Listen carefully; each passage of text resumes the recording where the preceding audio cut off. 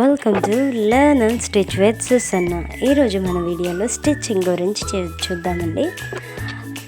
పోయిన వీడియోలో గత వారం నుంచి ప్రతి ఒక్క వీడియో అప్లోడ్ చేస్తూ వచ్చాను. షార్ట్స్ కానీ వీడియోస్ కానీ ప్రతి ఒక్కటి మీరు చూడండి, చూసి నేర్చుకోండి. అలాగే ఈ వీడియో కూడా పూర్తిగా స్కిప్ చేయకుండా చూడండి.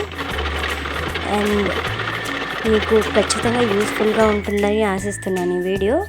ఒకవేళ మన ఛానల్ని కొత్తగా ఎవరైనా చూస్తున్నట్లయితే ప్లీజ్ సబ్స్క్రైబ్ చేసుకొని పెట్టుకోండి, బెల్ ఐకాన్ని ప్రెస్ చేసి ఉంచండి.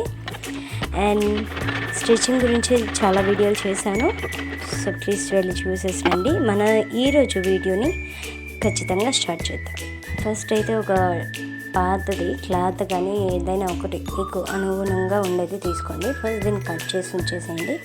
నేనైతే వైట్ థ్రెడ్ తీసుకుంటున్నానండి, ఎందుకంటే వైట్ థ్రెడ్ అయితే ఈ క్లాత్లో ఈ కలర్కి కాంబినేషన్ అవుతుంది, అంటే బాగా కనిపిస్తుంది. వ్యూవర్స్కి అర్థమయ్యేలా చెప్పడానికి అర్థమవుతుంది అనమాట. సో నేనైతే వైట్ థ్రెడ్ తీసుకున్నాను.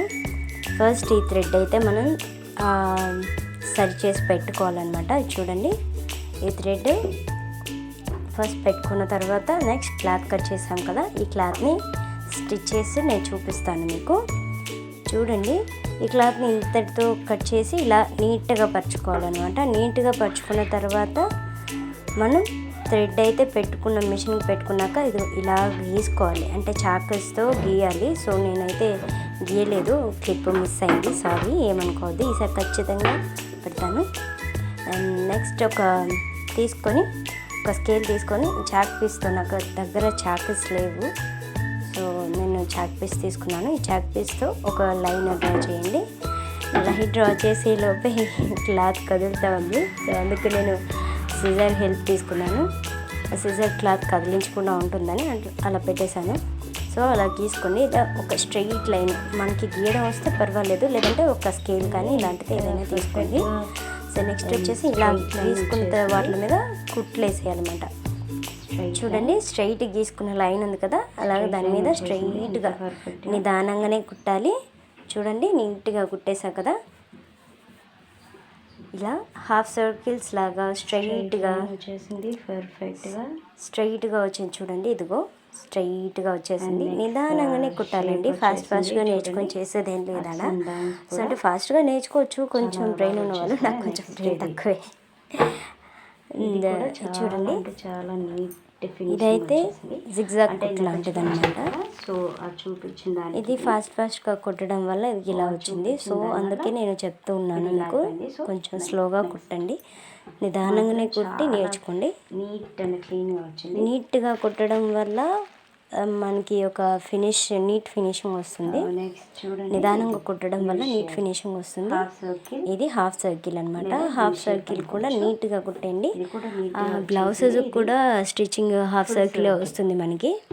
సో ఇది రౌండ్ సర్కిల్ అనమాట. రౌండ్ సర్కిల్ ఇవన్నీ కూడా చూడండి ఎంత పర్ఫెక్ట్, పిన్ టు పిన్ అసలు ఎంత పర్ఫెక్ట్గా వచ్చాయో. ఇది ఒకటి మాత్రమే ఫాస్ట్గా కుట్టడం వల్ల అలా అయిపోయింది. సో నెక్స్ట్ వచ్చేసి ఇదన్నమాట. దీన్ని సర్కిల్, ఫుల్ సర్కిల్, అండ్ అలాగే దాన్ని కూడా కుట్టిన తర్వాత ఫోల్డింగ్ అనమాట. ఇది ఫోల్డింగ్ స్టిచ్చింగ్, క్లాత్ ఫోల్డ్ చేసి కుట్టాలి. సో నేను ఇలా ఫోల్డ్ చేశాను. ఫోల్డ్ చేసిన తర్వాత ఇలా ఫోల్డింగ్ చేసిన తర్వాత కుట్టేయాలన్నమాట నీట్గా. ఆ నీడిల్ దాని మీద అయితే ఖచ్చితంగా పెట్టాల్సిందే, ఆ హోల్ దగ్గర మాత్రమే. అక్కడ మనం ఎక్కడైతే కుట్టు రావాలనుకున్నామో ఆ భాగం అయితే ఆ నీడిల్ యొక్క హోల్ దగ్గర మాత్రమే పెట్టేసి స్ట్రైట్గా రావాలి కుట్టు. సో స్టిచ్చింగ్ చూడండి ఎంత నీట్ ఫినిషింగ్గా వస్తుందో, చాలా అంటే చాలా నీట్ ఫినిషింగ్గా వస్తుంది. మనం ఎప్పుడైనా సరే హోల్ కింద క్లాత్ మనం ఎక్కడైతే కుట్టు రావాలనుకుంటున్నామో అక్కడ పెడితే మాత్రం చాలా నీట్గా వస్తుంది. సో వ్యూవర్స్ చూసారు కదా మన వీడియోస్. మీకు ఇంకా మంచి మంచి వీడియోస్ ముందు మన ఛానల్లో వస్తుంటాయి. ప్లీజ్ లైక్ చేసి షేర్ చేసి సబ్స్క్రైబ్ చేసుకోండి. ఖచ్చితంగా యూస్ఫుల్గా అనుకుంటున్నాను, మీకైతే యూస్ఫుల్గా ఉంది అనుకుంటున్నాను. మీ భావన ఏంటో కొంచెం ప్లీజ్ కామెంట్ చేసి చెప్పండి. థ్యాంక్ యూ అండి, థ్యాంక్ యూ సో మచ్. ఇలానే సపోర్ట్ చేసి ఉండండి. Subscribe to learn.